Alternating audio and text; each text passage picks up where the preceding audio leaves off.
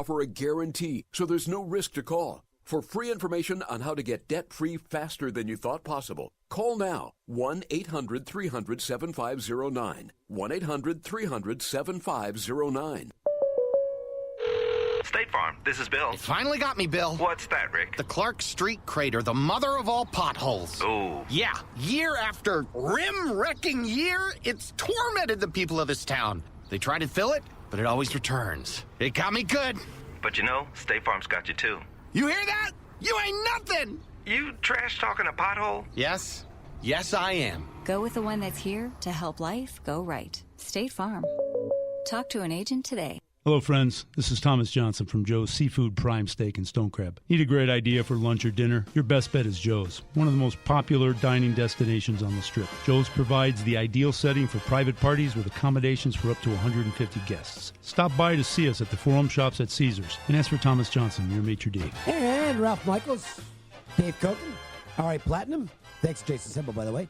We're all fans of Joe's, no question about that. We're going to get down there, Ralph, do a lunch down there or a dinner. Yeah, Food's absolutely. so good. I don't think there's any need to take Marco along. Yeah, I still owe Marco crab legs, so at some point I'm going to have to pay him because it's fun to stretch it out, but to listen to him whine it's just not worth it. So, actually, that's even better. Let's take Marco along. You can pay for the crab legs, and I'll steal something off his plate and eat for nothing. I like that idea. Anyway, we'll do the smart thing if we're going to Joe's. We'll make a reservation. 702-792-9222, the number to do so. And they're on Twitter at Joe's Vegas. What did you come up with? I had a couple college basketball angles. Good. Okay. And, really, when people, I do a lot with college basketball, obviously, and I do some things with college totals.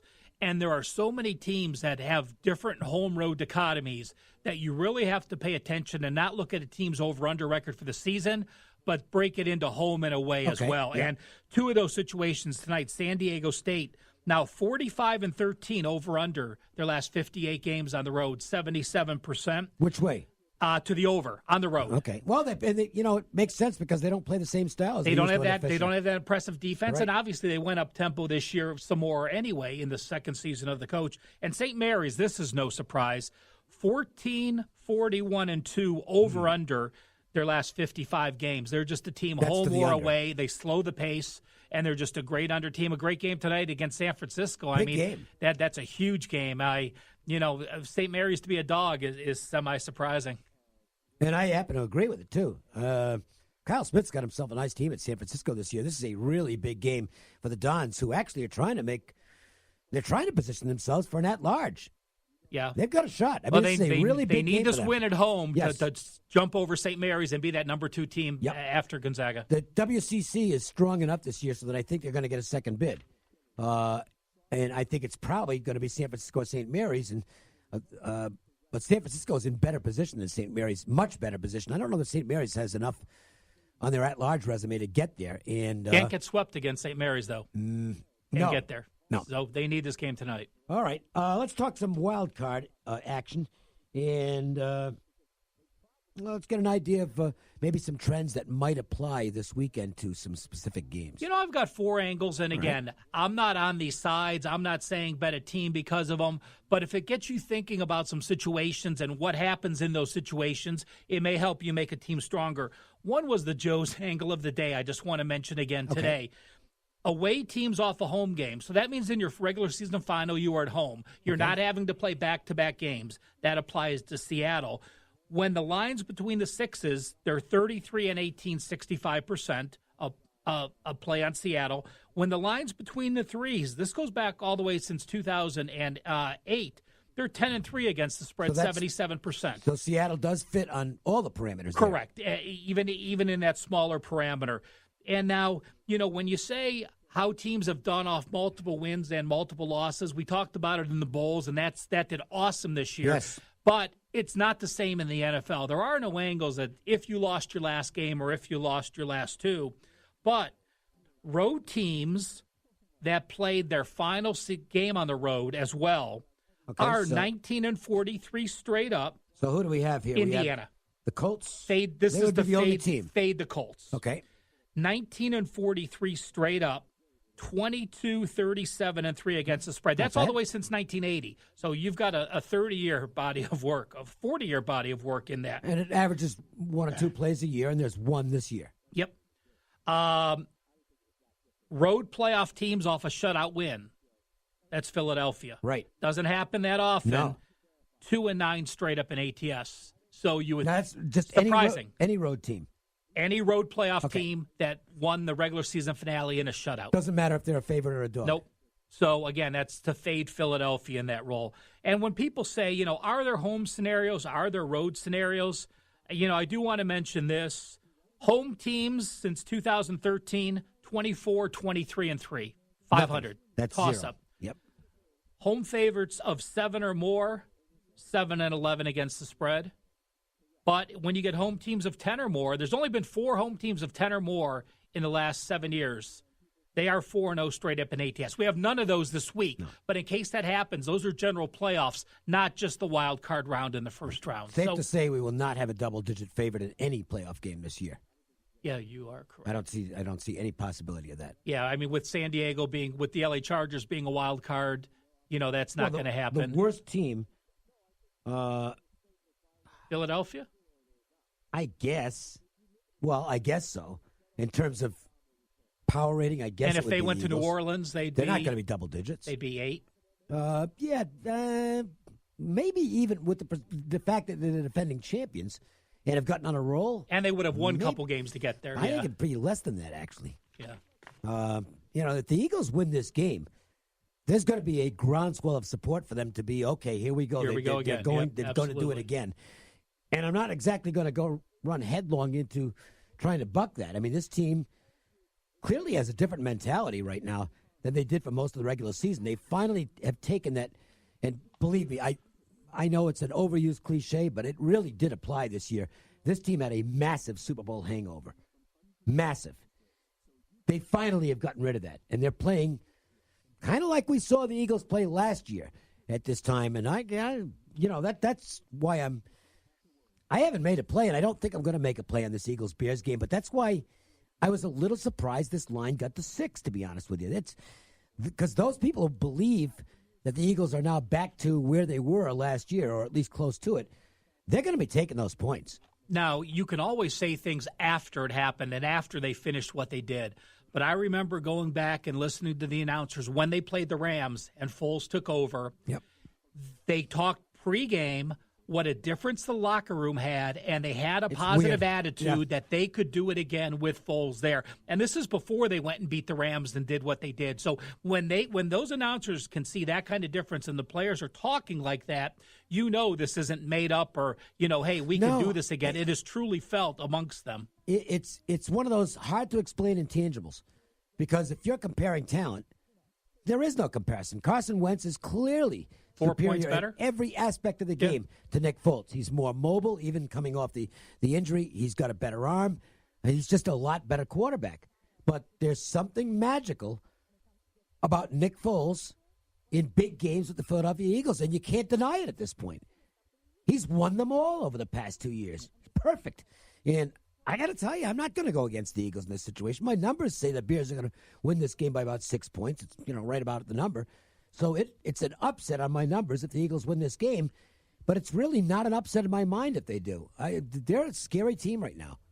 And the defense struggled so much, but the defense is playing much better as well. You wouldn't think a quarterback playing is going to help a defense, but those guys had the confidence, and they showed the way the defense is playing the last few weeks that they're going to be in every game. One other perception, and we'll see how this plays out in terms of where they post the number in the game and what the public reaction is. In past playoff seasons, you could mark it down, chisel it in stone, that the Patriots were going to be overpriced at home in playoff games, and the public isn't going to care. They're going to come in and absolutely bomb the Patriots. Money line, point spread, whatever. They're going to play the Patriots in every way, shape, and form. 90% of every parlay. Yep. I don't know if that's going to be the case this year. I'm really curious to see what they do with the numbers for next week's game when the Patriots are at home for their first playoff game, and what the public reaction is, because I think for the first time we are seeing a lot more public skepticism as to whether the Patriots are at the level they've been previously. Now, a lot of those bettors are going to throw that out the window now that the playoffs have arrived, and they're just going to say, okay, well, that was the regular season, this is the playoffs, and now it's Belichick and Brady at home, and it's going to be business as usual. But I think there's going to be a larger percentage this year than in past years that don't feel that way and are going to say, you know what, the other team's got a chance to go in. I think you're going to get money line dog action against the Patriots this year. Well, we saw it in the KC game. We saw it in another game that went down to the stretch. But I will say this about the Patriots. I don't have those numbers in front of me, but I think the home-road dichotomy of the Patriots is the largest division where at home how well they played compared to what they played on the road. Right. So, if you're going to back them at home, if they're on the road, that's a whole different scenario. But at home, I still think they're going to get their love. Yeah, and it wouldn't surprise me if they get the money as well because it's just a fact, okay? It doesn't always play out this way, although for many years it really did on a regular basis, where if you just took the teams that had the first week bye, just blind played them, you did really well. Now, that's changed over the years. But up until 2012, it was like a 77% play. Just free money. Going back to my North Coast days, yeah, it was incredible. 4 out of every 5, 3 out of every 4 every year would win. Yep, absolutely. It's still not something I like going against. My tendency next week, and I'm not locking these in by any means, but my initial tendency will be to see if I can make a case for the home favorites next week. I agree with you. If there's a team you like and aligns where you think it should be and you're getting that added rest in the bye, don't fight that. Just especially if it's a good coach. Yeah. And, I know they're not as good as they've been. Gronkowski's clearly, I won't say at the end of the line, but he's approaching it. The defense is not as dominant as it's been, but they've still got Brady and Belichick, and boy, that's a tough combination to fade in Foxborough when they're rested and totally focused on the task at hand. I'm not dismissing what took place in the regular season. The Patriots lost more games this year than they have in a long time. 5. All on the road. Yeah. And they just haven't looked the same, but boy, you just get a sense now that this is when the real games begin. And the Patriots knew what everybody else knew going into this season, which is all they had to do was show up for 16 games and they were going to win the AFC East. It's a terrible division.